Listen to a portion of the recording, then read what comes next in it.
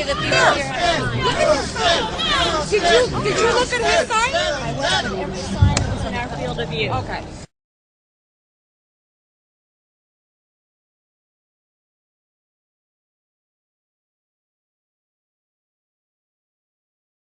This is not about Republicans and Democrats. This is about the government stealing our I didn't money. say it was about Republicans or Democrats. Well, So, you guys, there are some people come here. We're not here with guys. We're not Some here with. people are asking, what does this mean? It means You're trying to tell them that you are bad people.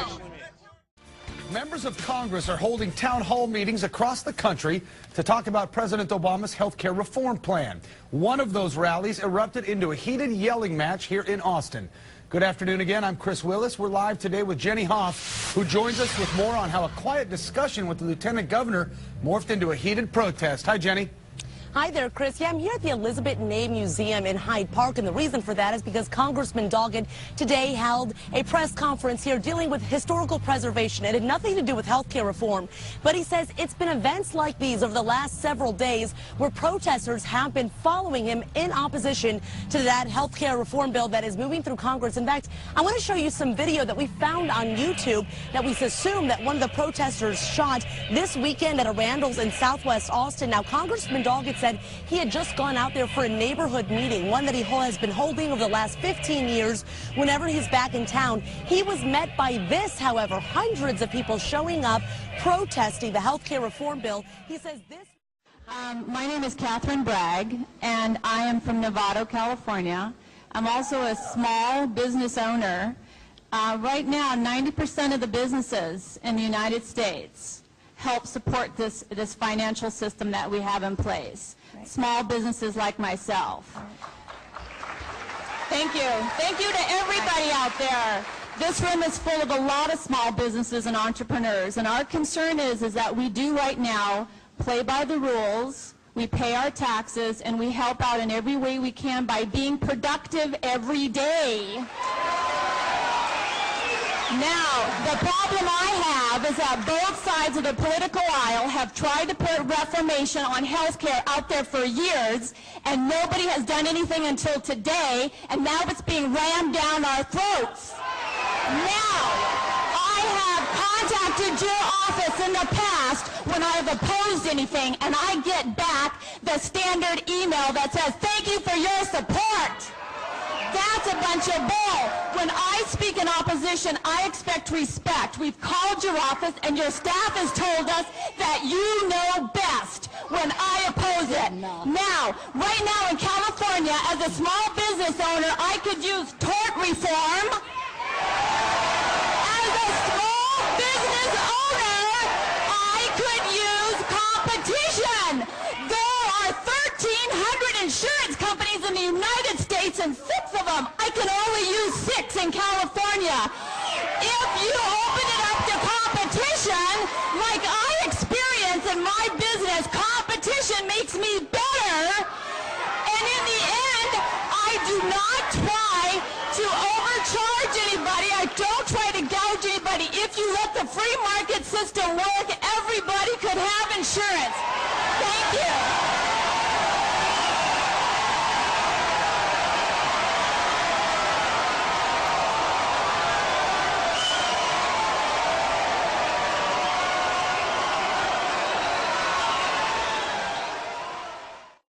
I mean, the turnout today and across, and the interest that's being shown across the country demonstrates how personal and how important healthcare is to citizens across the country. Largely, I think people's apprehension about this, about what's pending in Congress at this point, is because they're unsure of what's going to wind up happening. It's a matter of trust and whether or not they're being represented in Congress the right way. So my question to you is, when congressmen scoff at the notion of reading legislation because they aren't qualified or they aren't competent to understand it, how can we be confident that those congressmen are competent to re-engineer the entire health care system?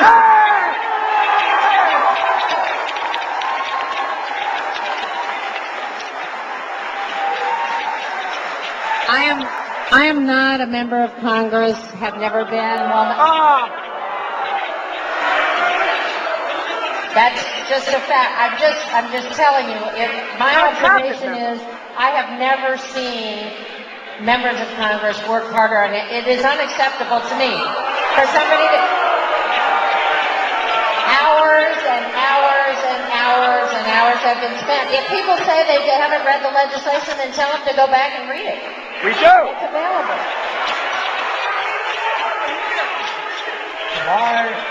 My practice, when you have a bill, and we have a lot of them that are 1,000 pages, is to take my half staff and we divide up the bills.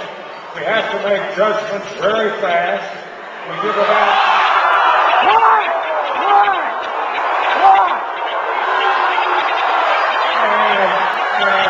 And every bill is read thoroughly and understood by me before I vote. The Senate bill isn't written, so don't boot the senator for not reading a bill that isn't written.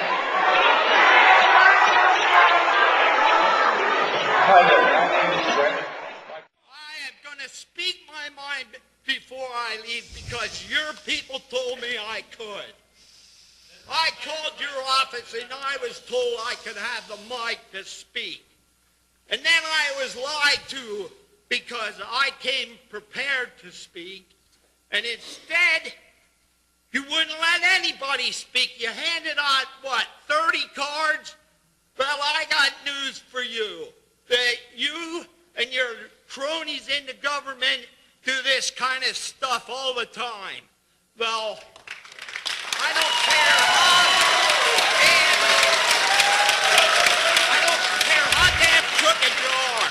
I'm not a lobbyist with all kind of money to stuff in your pocket so that you can cheat the citizens of this country. So I'll leave, and you can do whatever the hell you please to do. One day God's going to stand before you, and he's going to judge you and the rest of your damn cronies up on the hill. And then you will get your just desserts. I'm leaving. Okay. We've just had a demonstration of democracy. Okay.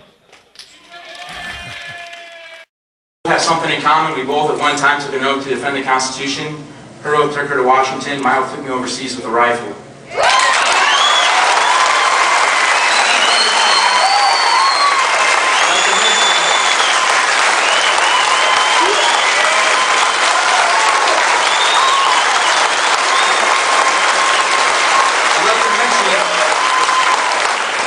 That my Constitution that I took an oath to, I know that all the powers of the legislative branch of government are confined in Article 1, Section 8, and they have less than 20 enumerated powers.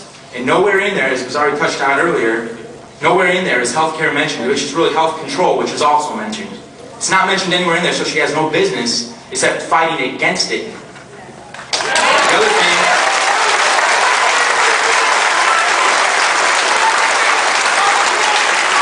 I've mentioned this to politicians before, and they take the Constitution and they turn it into some kind of huge elastic document that they try to wrap around everything.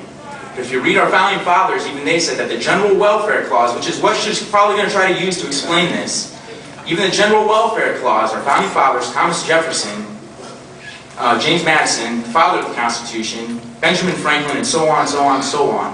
Every one of them said that the General Welfare Clause is only to be used within the confines of the enumerated powers in Article 1, Section 8.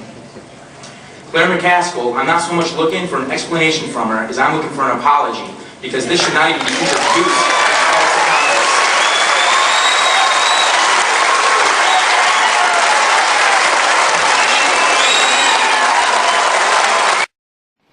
My name is David, and I'm from Camas, Washington. Hi, David.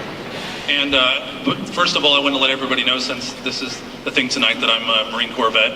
Thank you, David.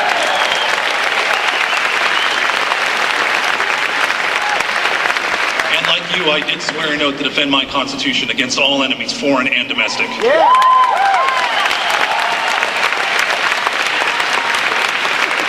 Now, I heard you say tonight about educating our children, indoctrinating our children, whatever you want to call it? Well, I didn't say indoctrinating, my friend. I never said. Stay away from my kids.